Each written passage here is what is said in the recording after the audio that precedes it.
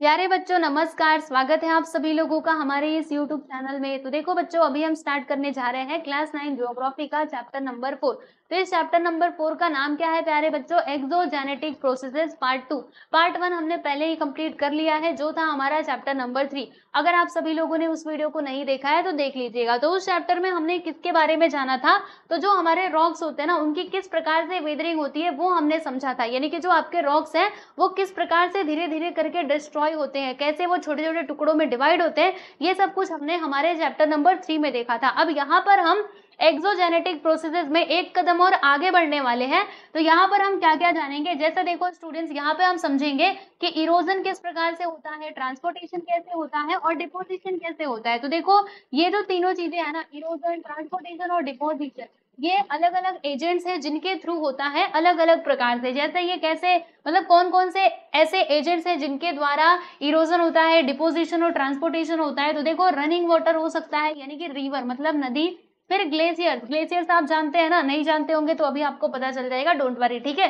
फिर विंड की वजह से भी क्या होता है, इरोजन होता है, ट्रांसपोर्टेशन होता है और डिपोजिशन होता है। किस प्रकार से होता है, सारी चीजें हम एक एक करके समझने वाले, चिंता मत करना, ठीक है। फिर उसके बाद समुद्र में आने वाली जो लहरें हैं ना, वो भी ये काम करती हैं। और जो हमारा ग्राउंड वाटर होता है, यानी जो जमीन के अंदर का पानी होता है ना, वो भी इरोजन करता है, ट्रांसपोर्टेशन और डिपोजिशन करता है, ठीक है।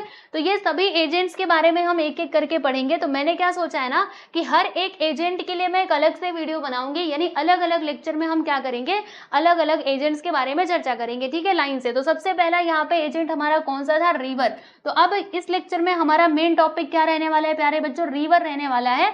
हम यहाँ पे समझेंगे कि रिवर किस प्रकार से मतलब इरोजन का काम करता है, ट्रांसपोर्टेशन का और डिपोजिशन का काम करता है, ठीक है ना। तो इसकी वजह से जानते हैं आप सभी लोग, नए नए लैंडफॉर्म्स फॉर्म होते हैं और किस प्रकार के लैंडफॉर्म बनते हैं रिवर की मदद से, आइए हम जरा समझते हैं। तो सब बच्चे तैयार हो जाए रिवर के बारे में पढ़ने के लिए।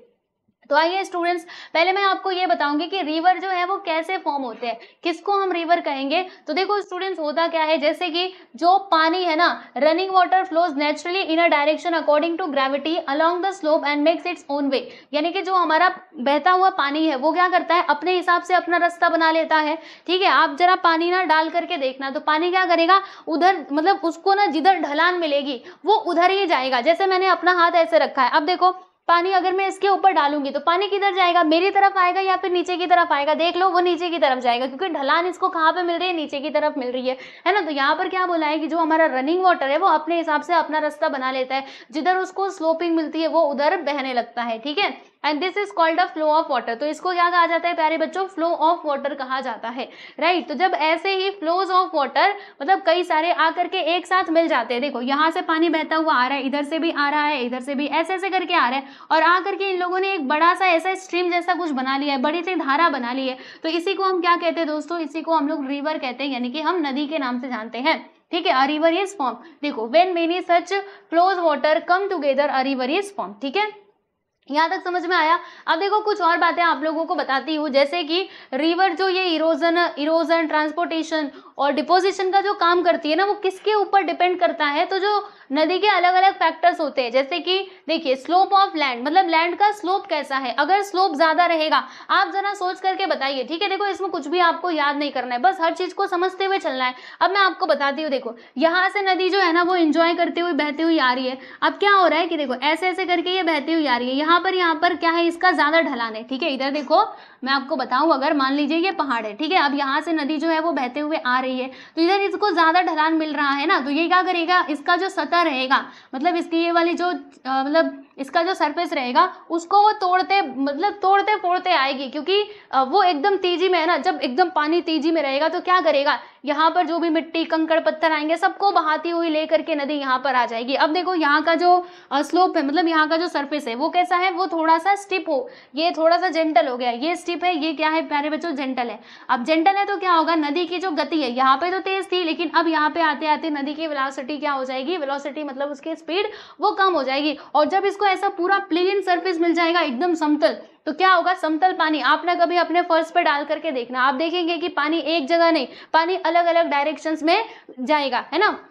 तो जब इसको पूरा ऐसा प्लेन मिलेगा ना, तो पानी अब यहाँ पे पहुंचने के बाद ये अलग अलग डायरेक्शंस में ऐसे करके मूव करेगा। ठीक है दोस्तों, तो यहाँ पर मैं आपको क्या बताना चाहती हूँ कि किसके ऊपर ये डिपेंड करता है, slope of land and the type of rock. ठीक है, किस टाइप का रॉक है, and volume of water flowing in the river and length of the flow, मतलब फ्लो जो है, ठीक है, जो फ्लो है उसका, वो उसका लेंथ कितना है, and volume of sediments in the river, यानी उस नदी के अंदर सेडिमेंट्स कितने हैं। सेडिमेंट्स का मतलब क्या होता है जानते हैं आप सभी लोग, सेडिमेंट्स यानी क्या, जो छोटे छोटे ये होते हैं ना, मतलब नदी के साथ जो बह कर के आए कंकड़ पत्थर छोटे छोटे, उनको हम सेडिमेंट्स कहते हैं। ठीक है, तो सेडिमेंट्स का वॉल्यूम कितना है, ये सभी ऐसे फैक्टर्स हैं जो अफेक्ट करते हैं, ठीक है, erosional transportation and deposition work को। ठीक है, जो नदी का ये वर्क होता है। अब हम समझते हैं इरोजनल वर्क ऑफ रिवर, यानी रिवर का ओरिजिनल वर्क मतलब इरोजनल वर्क किस प्रकार से होता है, और ये कौन कौन से लैंडफॉर्म्स फॉर्म करते हैं, आइए जरा हम समझते हैं। तो देखिए स्टूडेंट्स, मैं आप लोगों को बताऊं कि ये जो हमारी नदी है वो कहाँ से मतलब ओरिजिनेट होती है, कहाँ से शुरू होती है, तो वो एकदम मतलब ऊंचाई से शुरू होती है, हम सभी जानते हैं। आप लोगों को अगर नहीं पता हो तो मैं बता दूं, हर एक नदी फाइनली जाकर के कहाँ पर मिलती है, सागर, महासागर में जाकर के मिलती है। ठीक है, जो भी नदी हम बहती हुई देख रहे हैं हमारे यहाँ पे, वो फाइनली कहाँ पर जाकर के मिलेगी, तो जो हमारे समुद्र होते हैं ना, सागर, वहां पर जाकर के मिल जाती है। ठीक है, तो जो नदी है वो कहाँ से ओरिजिनेट होती है, तो जो सागर होता है उसके ऊंचाई पर, ऊंचाई से वो ओरिजिनेट होती है। तो यहाँ पे वही बात दी गई है कि it originate at a much higher altitude from the sea level. ठीक है, सी लेवल से वो ऊंचाई पे ओरिजिनेट होती है। तो फिर उसके बाद क्या होता है, देखो आपको बताती हूँ, ये हमारा पहाड़ है, अब समझते रहना, हर चीज को विजुअलाइज करना आप लोग। ठीक है, देखो ऐसे पहाड़ है, अब क्या हो रहा है, नदी यहाँ से एंजॉय करती हुई बहती हुई आ रही है। अब यहाँ पर से जब ये बहेगी ना, अब क्योंकि इसको स्लोप मिला हुआ है, स्लोप कैसा है, काफी स्टीप है, तो क्या होगा, इसकी स्पीड काफी ज्यादा होगी, बहुत ज्यादा इसकी स्पीड होगी, और फिर इसीलिए क्या करता है, यहाँ पे इरोजन का काम ये ज्यादा मात्रा में करेगा। जो रिवर बैंक्स रहेंगे है ना, वो क्या हो जाते हैं, वो ना मतलब वो इरोड कर दिए जाते हैं, यानी इसका जो ये रहेगा ना, ये सरफेस रहेगा, या फिर जो इसके किनारे वाला एरिया रहेगा। मैं आपको बताती हूँ, देखो नदी ऐसे बहती हुई आ रही है, ये नदी है, ठीक, अब इसकी स्पीड काफी ज्यादा है, तो इसके बीच में जो कंकड़ पत्थर आएंगे उन सभी को उखाड़ती हुई आएगी। इसके अलावा जो इसके किनारे हैं ना, उनको भी ये काटती हुई चलेगी, इसके जो किनारे हैं, क्योंकि वो काफी तेज है ना, तो वो काटती हुई ऐसे करके आगे बढ़ती रहती है। ठीक है, तो यहाँ पे देखो वही बातें दी गई है कि रिवर बेड, रिवर बेड मतलब जहां से रिवर बह रही है, और रिवर बैंक्स यानी इसके किनारे वाला हिस्सा, सबको वो क्या करती है, इरोड मतलब इरोजन उसका हो जाता है। इरोड करना मतलब वही, उसको काट काट करके वो बहा करके लेकर के आती है ना। Flow of water, sand particles, pebbles etcetera and the various tributaries joining the main river, यानी होता क्या है, देखो ये हमारा मेन रिवर है। अब ट्रिब्यूटरीज का मतलब क्या होता है, इसके सहायक नदियां, जैसे एक जगह पे आकर के कोई, मान लीजिए इधर से एक नदी आ रही थी, अब फाइनली आकर के वो इसमें मिल गई, फिर इधर से एक नदी आ रही थी, वो आकर के ये मेन नदी में मिल गई, है ना। तो इनकी वजह से भी तो होगा, क्या होगा प्यारे बच्चों, इरोजन का काम होगा। ठीक है, इरोजन मतलब यही, ये जब आएगी तो अपने आसपास का जो भी रिवर बैंक रहेगा उसको काटती हुई आएगी कि नहीं, और जो रिवर बेड रहेगा उसको भी काटती हुई आएगी। तो इस प्रकार से क्या होता है दोस्तों, आपका इरोजन का काम होता है। किसके किसके कारण होता है, देख लीजिएगा, the river bed and the river banks get eroded because of the fast flow of water. जब वाटर का फ्लो काफी तेज होता है और उसमें जो सैंड पार्टिकल्स होते हैं, पेबल्स होते हैं, ये जो कंकड़ पत्थर होते हैं, वो भी तो वही काम करेंगे क्योंकि वो एकदम तेजी से बह रहे हैं। ठीक है, और जो ट्रिब्यूटरीज आ रही है उनके कारण क्या होता है, तो ये इरोजन का काम होता है। ठीक है, all this lead to the formation of, अब देखो इनके वजह से क्या क्या फॉर्म होता है मैं आपको बताती हूँ। इसको हम पढ़ेंगे गोजेस, ठीक है, या फिर इसको कैनियंस हम बोल सकते हैं। और वी शेप की वैली और जो वाटरफॉल्स है ना, ये सब कुछ निर्मित होते हैं only because of the erosional work of reverse. ठीक है, तो अब मैं आपको इन सभी के चित्र दिखाती हूँ। पहले हम यहाँ पे गोजेस की बात करेंगे, यानी कैनियंस की बात करेंगे। तो कैनियंस कैसा होता है, कैनियंस ऐसा होता है, देखो नदी की स्पीड काफी तेज थी, तो देख रहे हो इसने पूरा अपना रिवर बेड किनारे किनारों को सबको काट दिया और इतना जगह बना लिया। देख रहे हो, इसमें अब नदी बह रही होगी, इसमें पानी इकट्ठा हो रही होगी, तो इसको हम क्या कहते हैं प्यारे बच्चों, कैनियन कहते हैं, यानी कि गॉर्जेस कहते हैं। ठीक, और क्या, और ये देख लीजिए वी शेप की वैली बन जाती है। ठीक है, वी शेप की वैली मतलब यहाँ पर देखेंगे वी शेप की वैली, देखो ऐसे बन जाती है। ये नदी के कारण ही तो हुआ, नदी बह रही है और इसने काटना चालू किया, जब ये कट कट करके आती गई तो फिर यही वी शेप की वैली बन गई। और क्या बनता है, और यहाँ पे एक और चीज फॉर्म होता है विच इज वाटरफॉल्स। वाटरफॉल का मतलब क्या होता है, वाटरफॉल यानी क्या आप जानते ही होंगे। वाटरफॉल मैं आपको दिखाऊं, झरना हम जिसको कहते हैं, पहाड़ों से जब पानी गिरता है ना, यहाँ पे वाटरफॉल का चित्र नहीं दिया है, पर रुको रुको यहाँ पे दिया है वाटरफॉल, ये तो हैंगिंग वैली है, वाटरफॉल का चित्र नहीं है, कोई बात नहीं, मैं आपको बता देती हूँ। झरना जो आप लोग टीवी वगैरह में भी देखते होंगे, है ना, पहाड़ों से पानी गिरता रहता है और वहां पे लोग नहाने के लिए भी जाते हैं। ठीक है, तो इस प्रकार से फॉर्मेशन होता है। तो आपसे पूछा जाएगा कि रिवर के इरोजनल वर्क की वजह से कौन कौन से लैंडफॉर्म जो है वो फॉर्म होते हैं, मतलब क्या क्या बनते हैं। तो आप बता सकते हो गॉर्जेस यानी कि कैनियन, और वी शेप की वैलीज बनती हैं, एंड वाटरफॉल्स बनते हैं। ठीक है, क्लियर हुआ। चलो यहाँ तक आप सभी लोगों को याद रहेगा। अब मैं आपको बताने वाली हूँ transportation and deposition by rivers. ठीक है, अब इनके कारण कौन कौन से जो लैंडफॉर्म्स हैं वो बनते हैं, आइए जरा हम देख लेते हैं। तो देखिएगा, जो रिवर है वो क्या होता है कि स्लोप से वो नीचे की तरफ जाता है ना, हिली रीजन से, मतलब जो पहाड़ रहेगा उससे वो जो सपाट वाले एरियाज रहेंगे वहां पर वो जाने की कोशिश करेगा।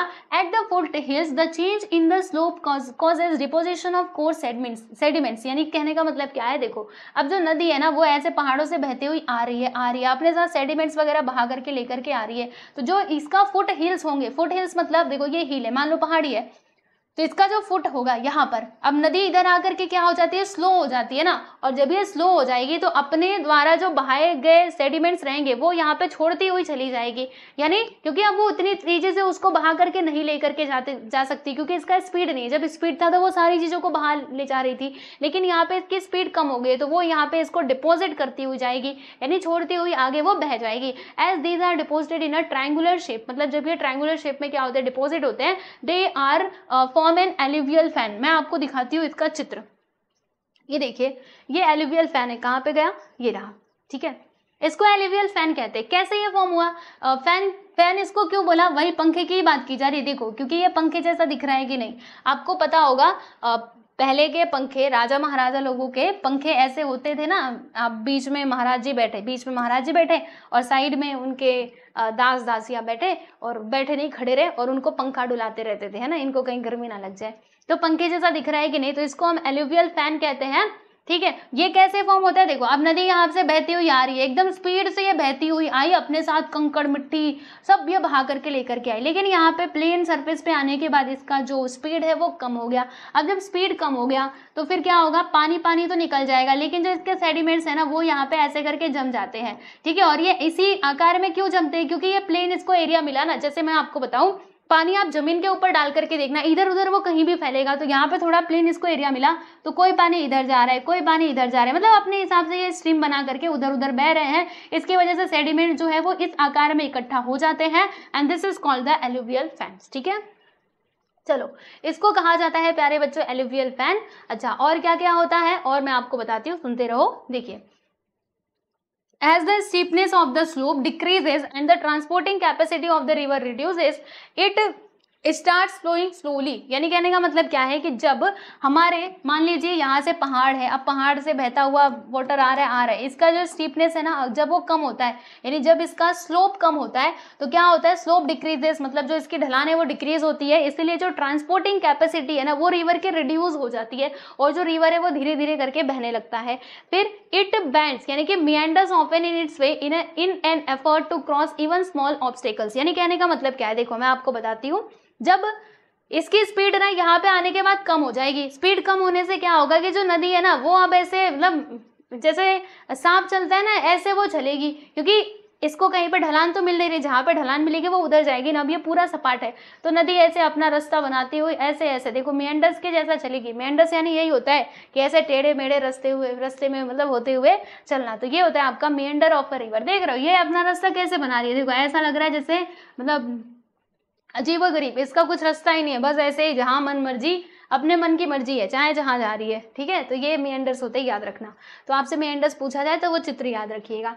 ठीक, और क्या बताना है मुझे आप लोगों को, और यहाँ पर ये बताना है कि by the time river reaches the sea, फिर क्या होता है, जो रिवर है वो सी में पहुंच जाता है, और उसके बाद जो रिवर बेड है वो एकदम से वाइड हो जाता है, काफी चौड़ा हो जाता है, और जो नदी है वो बहुत स्लो हो जाती है, और स्लो होने के बाद जो सेडिमेंट्स है वो डिपॉजिट होने लगते हैं वही उसके मुहाने पर। ठीक है, bed and it's banks and the factors that, अब देखो इसकी वजह से क्या बनता है मैं आपको बताती हूँ। The factors that determine the deposition of sediments are the length of the rivers volume of, मतलब जो सेडिमेंट्स का मतलब डिपॉजिट जो हो रहा है, ठीक है, तो उसको कौन किसके ऊपर वो डिपेंड करता है, देखिएगा, length of the river, volume of the water, amount of sediments and the slope of the river. ठीक है, and the earth surface. These landforms like flood levees, flood plains and deltas are form because of deposition of sediments. यानी कहने का मतलब क्या है, देखो मैं आपको अपने शब्दों में बताती हूँ, चिंता मत करना, यहाँ पे क्या क्या लिखा हुआ है समझ जाओगे। पहली बात तो स्टार्टिंग से आपको बताती हूँ, ये समझ में आया, वी शेप की वैली, गॉर्जेस, ये किस कैसे फॉर्म होते हैं समझ गए। फिर डिपोजिशन की वजह से वो एलुवियल फैन कैसे बनता है वो मैंने आपको चित्र में दिखा दिया, और मेंडर्स कैसे बनते हैं वो भी मैंने आपको बता दिया। ठीक है, यहाँ तक समझ आया। अब देखो क्या होगा, अब क्योंकि नदी बह रही है तो सारे सेडिमेंट्स तो छोड़ती नहीं है, मतलब कुछ कुछ उसके साथ तो बहते रहेंगे, और फाइनली वो जाकर के सागर में मिलती है। ठीक है, सागर में देखो, यहाँ पे सागर में मिलेगी। कहाँ है हमारा डेल्टा, ये देखो सागर में, ये हमारा क्या है प्यारे बच्चों, महासागर है। अब ये नदी इधर से देख रहे हो, ये देखो एंजॉय करती हुई आ रही है। अब यहाँ पे आने के बाद जब ये सागर में मिलने वाली होती है ना, तो इसका जो ये होता है, क्या कहते हैं, मतलब इसका जो प्लेन होता है वो एकदम से सपाट हो जाता है। सपाट का मतलब क्या हुआ कि पूरा प्लेन हो जाता है। अब बहुत ज्यादा यहाँ पे ढलान कुछ रहती नहीं है, राइट। जब आप इसको सैटेलाइट से देखोगे ना, मोबाइल में आप सैटेलाइट में देखना, आपको नदियाँ पूरी अच्छे से दिखाई देंगी। मैंने इसको रियली में देखा था। ठीक है, मतलब मैंने देखा था कि कैसे वो नदी जो है ना, जब आप आसमान से ऊपर से हमारे पृथ्वी को देखोगे ना, थोड़ा ऊंचाई पे जिससे आपको दिखाई दे, ठीक है, तो वहां पे आपको जो भी चीजें रहेंगी वो दिखाई देंगी। तो ऐसे ही जो नदियों का पूरा रास्ता है ना, वो आप देख सकते हो। ठीक है, मैंने इसको मतलब अभी तक मैंने बस किताबों में ही पढ़ा था, लेकिन एक्चुअल में मैंने इसको विजुअलाइज किया था अभी कुछ दिन पहले। मैं आसमान में अब वहां से देख रही थी। ठीक है, तो यहाँ पे पूरा सपाट रहता है ना, तो फिर क्या होगा, ये ऐसे ऐसे करके अपना ये जगह बना लेगा। ऐसे ऐसे करके ये कहीं ना कहीं ऐसा 1 से 2 बन जाएगा, ऐसे डिस्ट्रीब्यूटरी इसकी बन जाएंगी, और फिर ये फाइनली जाकर के सागर में मिल जाएंगी। अब क्योंकि ये अलग अलग डिस्ट्रीब्यूटरीज बन रही हैं, तो क्या होगा, यहाँ पे कुछ इस प्रकार से इसके जो सेडिमेंट्स रहेंगे ना, वो सभी इकट्ठा हो जाएंगे, and this is called the delta. यानी ट्रायंगुलर शेप में यहाँ पे जो इसके सेडिमेंट्स है ना प्यारे बच्चों, वो इकट्ठा हो जाते हैं। देख रहे हो ये सब कुछ, ठीक है, ऐसे ट्रायंगुलर शेप में वो इकट्ठा हो जाते हैं, and this is called the delta. Delta कब बनता है मैंने आपको बता दिया। ठीक है, चलो यहाँ तक बातें समझ में आई। ठीक है, अब मैं आपको यहाँ पे एक और बात बताती हूँ। देखिएगा, ये नदी के कारण ही ये flood levies and flood plains जो है वो फॉर्म होते हैं। इसको जरा हम समझ लेते हैं। ये देखो प्यारे बच्चों, ये हमारा रिवर है। ठीक है, रिवर का ये पूरा रास्ता है, मैं आपको पूरा बना करके बताऊंगी, चिंता मत करना। ये हमारा प्यारे बच्चों नदी है। ये देखो नदी बह रही है, बहने दो। नदी थोड़ी अच्छी नहीं बन रही, कोई बात नहीं। नदी ऐसे करके बह रही है, बहने दो, कोई बात नहीं। फिर बहते बहते क्या हुआ, अब ये तो गर्मी का सीजन था तो मस्त बह रही थी, इसको कोई परेशानी नहीं थी, बहते बहते अपना आ रही थी। लेकिन अब आ गया बारिश का मौसम। बारिश का मौसम आने से क्या होता है, खूब पानी बरसता है। तो पानी बरसने से क्या हुआ, ये जो नदी है ना भैया, ये हो गया ज्यादा चौड़ा। ठीक है, नदी जो है, अब नदी का पानी ना यहाँ तक जाने लगा। कहाँ तक जाने लगा, पूरा यहाँ तक। पहले नदी इतनी थी, लेकिन अब नदी का रास्ता जो है पूरा यहाँ तक हो गया। अब नदी इतने क्षेत्र में बहने लगी। ठीक है, फिर गर्मी का सीजन आएगा तो नदी वापस से अपने एरिया में आ जाएगी। जब बारिश का सीजन आएगा तो फैल जाएगी। तो देखो, जब बारिश का सीजन आ रहा है तो जो नदी है ना, वो इतने एरिया में फैल रहा है, आप लोग देख रहे हो। तो ये वाला जो एरिया रहेगा ना, this is called the flood plains. ये प्लेन को हम क्या कहते हैं, फ्लड प्लेन्स कहते हैं। यानी जब बाढ़ आती है, क्योंकि बारिश के मौसम में जनरली बाढ़ आती है, तो बाढ़ आने पर देखो ये इसके मतलब क्या हो जाएंगे, फ्लड प्लेन्स कहलाएंगे, क्योंकि बाढ़ आने पर पानी पूरा यहाँ तक पहुंच जाता है। ठीक है, फिर ये फ्लड लेवीज क्या है, तो फ्लड लेवीज मैं आपको बताती हूँ। अब क्योंकि पानी फैला था, इसके अंदर क्या है भाई, सेडिमेंट्स है। तो जब ये पानी वापस से यहाँ पर आने की कोशिश करेगा, तो इसके किनारों पर ना मिट्टी, सेडिमेंट्स वगैरह सब छोड़ देता है। आप देख रहे हो, ये देखो यहाँ पे मिट्टी वगैरह जमा है, सेडिमेंट जमा है, and this is called the flood levies. इसको क्या कहा जाता है, फ्लड लेवीज कहा जाता है। क्योंकि जब बाढ़ आई थी तब पानी फैला था, फिर पानी बाद में सिकुड़ा, तो यहाँ पे ये इसने अपना छोड़ दिया, और फिर ये नदी का रास्ता रहेगा, तो वो तो नदी तो वहां से बहेगी। ठीक है, तो फ्लड रिवर है ये फ्लड लेवीज है, ये है flood plains. I hope so समझ में आ गया होगा आप सभी लोगों को ये सारी बातें। ठीक है, अब मैं आपको इसका रियल पिक्चर दिखाती हूँ। ये एल्यूवियल सॉइल आपने देख लिया, एल्यूवियल फैन आपने देख लिया है। देखो, flood levies and flood plains. देखो, ये तो हमारी नदी है भैया, एंजॉय करते हुए बह रही है, आप देख सकते हो। फ्लड लेवीज मतलब इसके किनारे पर ये जो सब इकट्ठा रहेंगे वो हमारे फ्लड लेवीज हो जाएंगे।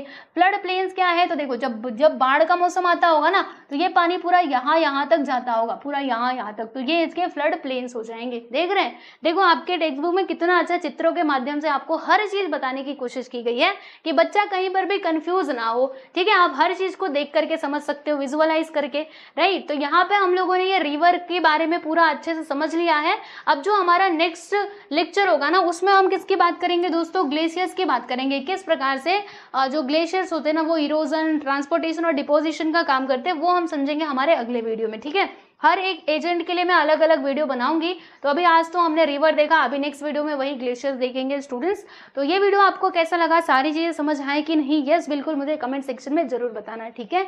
चलो मिलते हैं नेक्स्ट वीडियो में, सब लोग अपना ध्यान रखिए, सभी को नमस्ते।